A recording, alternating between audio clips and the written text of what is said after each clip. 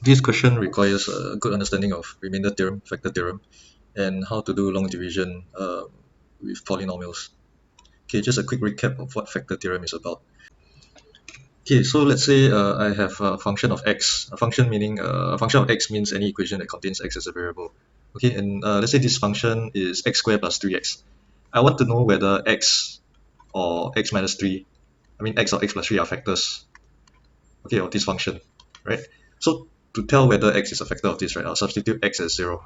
And if the equation equals to 0, that means x must be a factor. Okay? If I want to know whether x plus 3 is a factor, I will sub x as negative 3. And if the equation is 0, which it is, that means x plus 3 is a factor. Okay, why is this the case, right? If we take this equation and then we factorize it, it'll be much easier to understand, right? If you factorize it, you get x times x plus 3. Okay? What happens if I want to know whether x is a factor, right? I substitute x as 0 because what happens if I make x 0 here? 0 times anything will give us 0, right? Therefore, if I sub x as 0, this equation must be 0. Similarly, right, if I make x plus 3 0 by substituting x with negative 3, right? If I sub x as negative 3, then negative 3 plus 3 will give us 0, right? Then 0 times anything will give us 0 as well. Which means that if I substitute x as negative 3 on the left side, it must be equal to 0. So that's how we can tell, that's what factor theorem is about, right? Remainder theorem is actually very closely related to factor theorem, right? So let's say our function instead was x squared plus 3x plus 2. And I want to know what the remainder will be if I divide by x plus 3. Okay, so actually it's really very similar, right? What can I substitute x with that will make this 0? I need to substitute x with negative 3. Okay, so if I substitute x with negative 3 and it's not a factor, if x plus 3 is not a factor, then whatever value this equation gives me will be the remainder. Okay, so I get 9 minus 9 plus 2. So this 2 tells me that that will be the remainder if I take x squared plus 3x plus 2 divided by x plus 3. Okay, why is this the case? So see, if I do long division, take x squared plus 3x plus 2 divided by x plus 3, I'll get x squared plus 3x here, and I bring down the 2. Okay, you can see the remainder is 2, right? So, okay, I'm dividing by x plus 3, so this is my divisor, right? X is my quotient, and 2 is my remainder. That means I can express x squared plus 3x plus 2 as my divisor times my quotient, right, plus my remainder. Okay, to give a simpler analogy, right, you can see how 9 can be expressed as 2 times 4 plus 1. Right, if you take 9 divided by 2, right, you get 4, remainder 1. 2 being the divisor, 4 being the quotient, 1 being the remainder. Divisor times quotient plus remainder. So it's the same thing here, right? X plus 3 is the divisor, x is the quotient, 2 is the remainder, right? So if I substitute x equals to negative 3 here, right, that will make this divisor 0. 0 times anything will be 0, and then if you add it to 2, right, the entire equation just becomes 2, which is the remainder. So it's the same thing. If I substitute x equals to negative 3 on this side, right, that will be equal to the right side, which is just the remainder. So that is how remainder theorem works. Hope you can see why it's related to factor theorem, right? For factor theorem, the equation just becomes 0. For remainder theorem, it becomes the remainder. So going back to the question, this question states that the polynomial px has remainders of negative 1 and negative 7 respectively when it is divided by x minus 1 and x plus 2. Find the remainder when px is divided by x minus 1 times x plus 2. Okay, so given what we know about remainder theorem, right, we have a few ways to express this equation. So the first way is to write px is x minus 1 times some quotient, let's call it quotient 1, plus some remainder. Okay, and the second way is px equals to x plus 2 times some quotient, quotient 2, plus another remainder. Okay, let's call this remainder 2, right? And finally, a third way is like this one, right? Right, px equals to x minus 1 times x plus 2 times some quotient plus another remainder. Okay. By the way, why will you get different quotients for each statement? Okay, so the logic is like basically like, okay, you have 9 and then you divide by 2, right? Your quotient will be 4 and then you have a remainder of 1, right? But then when you divide by a different number, 9 divided by 5, you get 1 and then remainder 4, right? You have different quotients when you divide by different divisors, okay? So be aware that for each statement, the quotient must be different.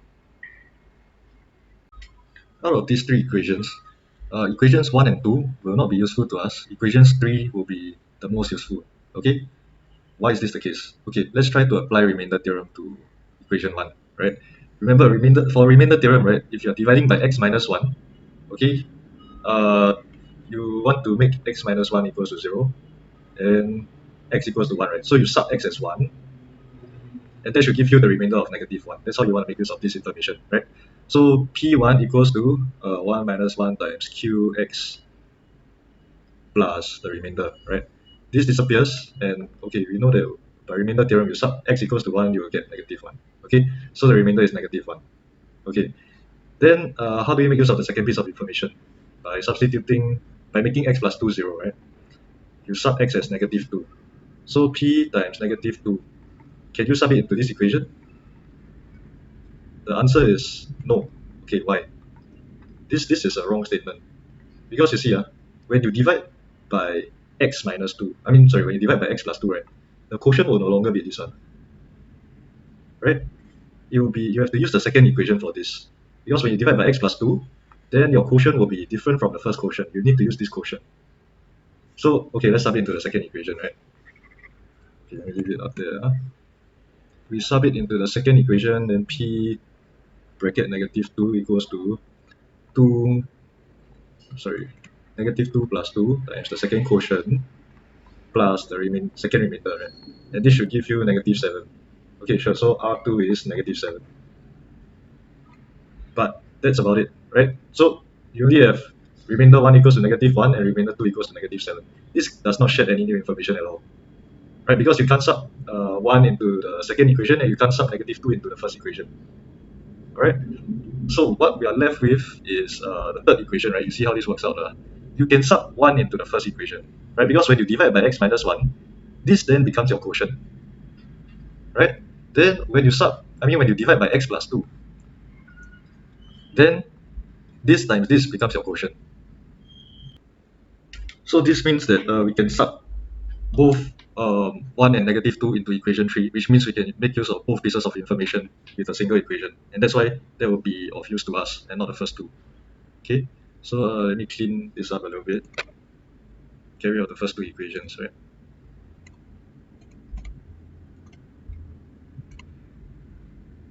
Okay, now we have to understand what the remainder will look like for this equation. Okay, and what I mean by that is the remainder, will it be a constant? Will it have x term inside? Will it be quadratic where there's an x square term as well? Or and so on and so forth, right?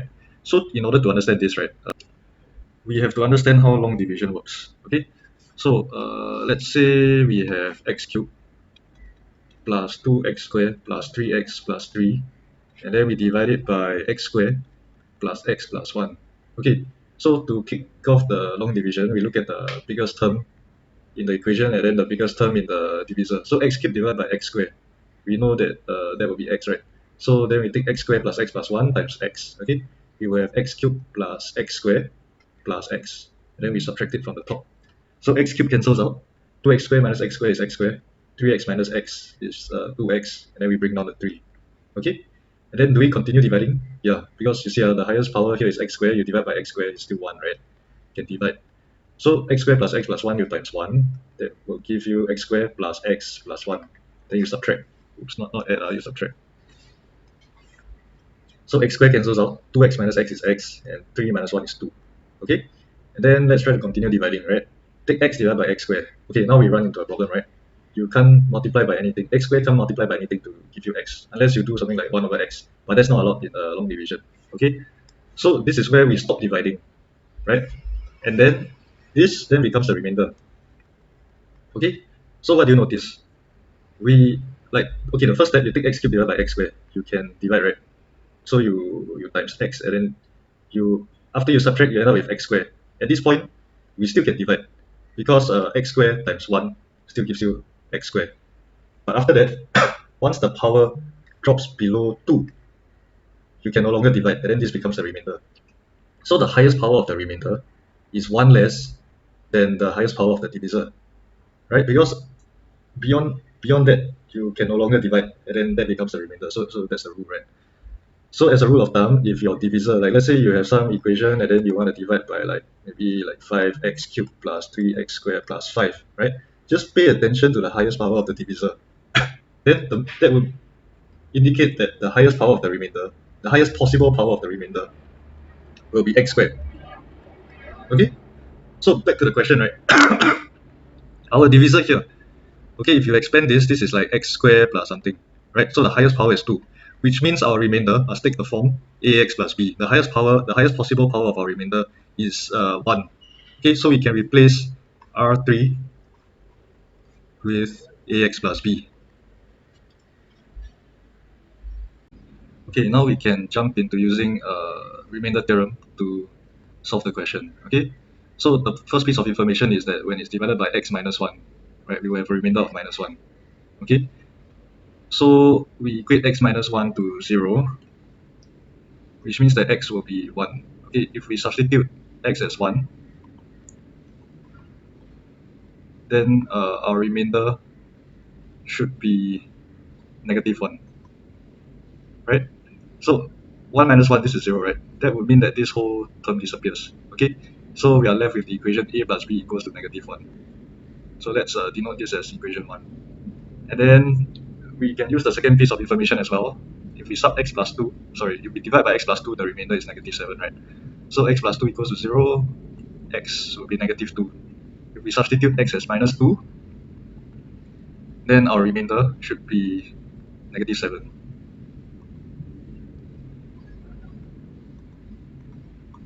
Right? So again, negative 2 plus 2, this is 0, so this whole thing disappears. What we will be left with is negative 2a plus b equals to minus 7. And let's denote this as our second equation. So we have a set of simultaneous equations here that we can use to solve for a and b. Okay, so by elimination, using the elimination method, right, let's take equation 2 minus equation 1. Okay, so negative 2a plus b minus a plus b should be equal to negative 7 minus negative 1, right? Negative 2a plus b minus a minus b equals to negative 7 plus 1, that's negative 6. So negative 3a equals to negative 6. We divide both sides by 3, by negative 3. Okay, we'll see that a equals to 2. And then we just substitute a equals to 2 back into equation 1 to find b. So 2 plus b equals to negative 1. Subtract 2 on both sides of the equation. We'll have b equals to negative 3. So substitute that into the original equation here, right? You'll see that the remainder will be, okay, our remainder is ax plus b. So if you sub a equals to 2 and b equals to negative 3 into the remainder, we will have 2x minus 3. This is the remainder for when px is divided by x minus 1 times x plus 2. Okay, the question then says that they want you to state a possible quotient when 2x minus 3 is a factor of px. So by quotient here, do they mean this quotient? Right, I've rewritten the original expression there with the remainder that we found, right? So no, they are not referring to this quotient, right?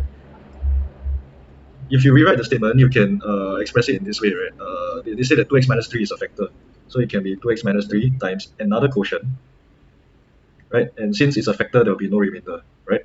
So this is the quotient they're referring to. Okay, so how do we find this? We have to find the actual equation, px, right? And then divide by 2x minus 3 to find the quotient. So how do we do that? We have to make use of factor theorem, right? The clue that they give us is this is a factor.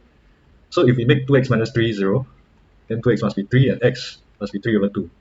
If we substitute x as 3 over 2 in here, our equation should be 0. And the same thing applies to this side as well. Because remember, these equations are equivalent, right? It's just a rearrangement of the terms. They are equal to each other. So if I sub x equals to 3 over 2 into the right side, into this equation here, right? Then the same must be true for here, right? They must both be equal to 0 because it's the same equation. Okay, so let's try writing that out. P 3 over 2, substitute all the x with 3 over 2 on this side.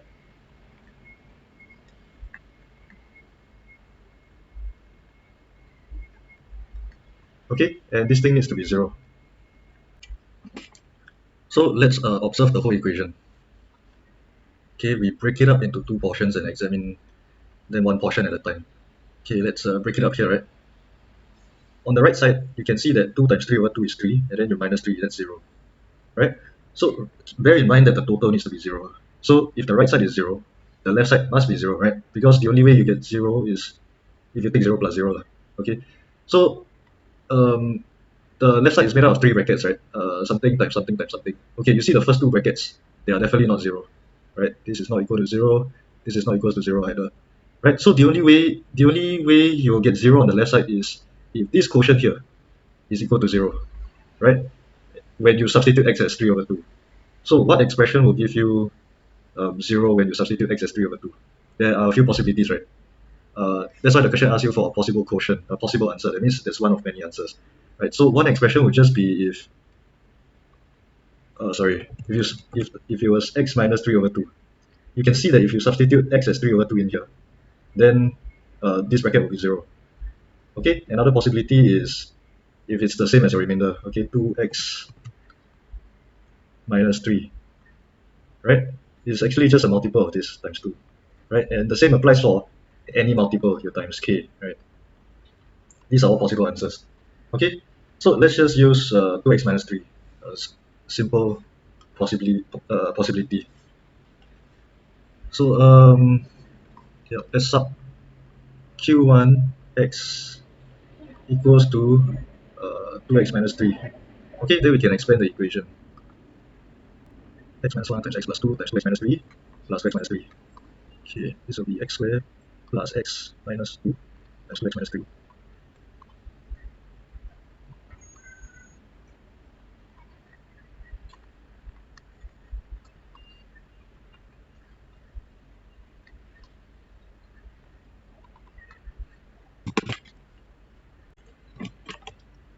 Okay, so using 2x minus 3 as our possible quotient, right? When we fully expand the equation, this is what we get.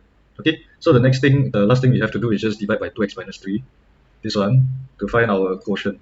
Okay, so 2x cubed minus x squared minus 5x plus 3 divided by 2x minus 3. It's just long division.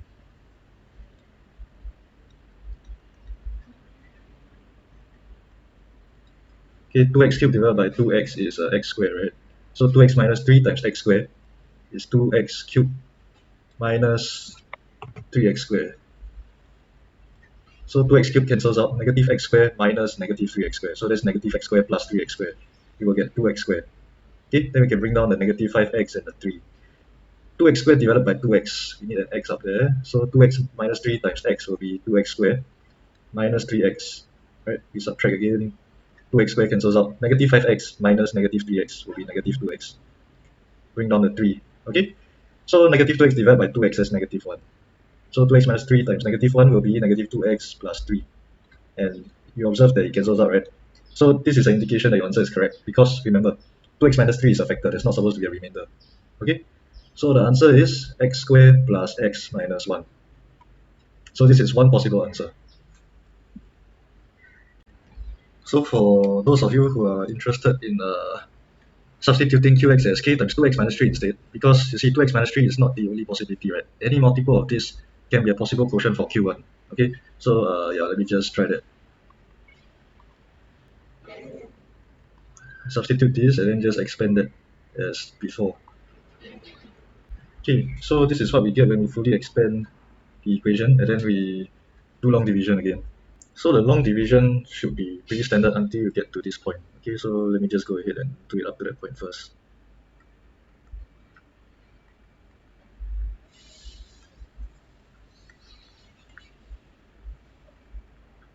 Okay, then you bring down 2 minus 7kx and all the other stuff behind 6k minus 3. Then 2kx squared divided by 2x, you need a kx up there.